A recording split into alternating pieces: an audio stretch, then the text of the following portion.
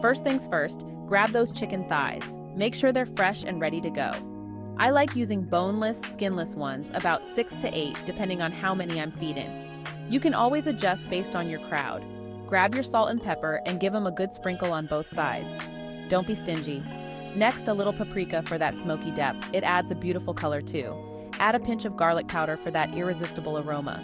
Oh, and a touch of onion powder never hurts. It rounds out the flavors perfectly. Just sprinkle everything evenly over the chicken thighs. Make sure each piece is well coated. Now let's make the maple glaze. In a bowl, pour in half a cup of pure maple syrup. The good stuff, y'all. Make sure it's the real deal, not the imitation kind.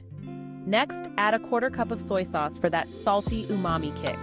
This will balance out the sweetness of the maple syrup perfectly. Now, a tablespoon of Dijon mustard for a little tang.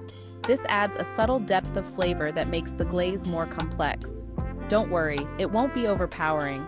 The mustard just gives it that extra zing. A tablespoon of apple cider vinegar goes in next. This ingredient is key for adding a touch of acidity.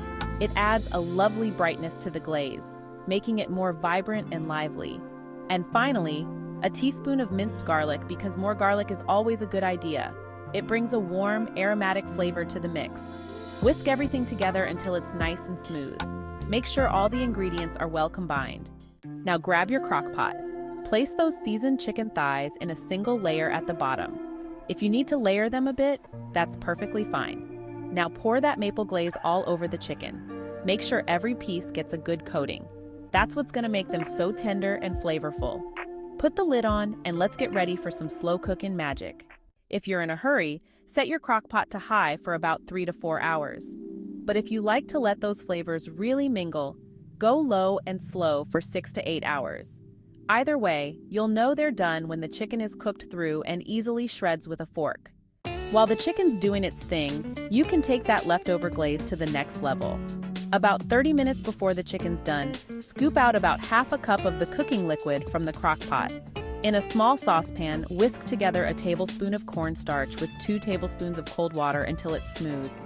This mixture will act as a thickening agent, giving your sauce that perfect consistency.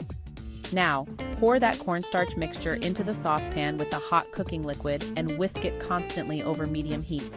Keep stirring to avoid any lumps and ensure a smooth texture.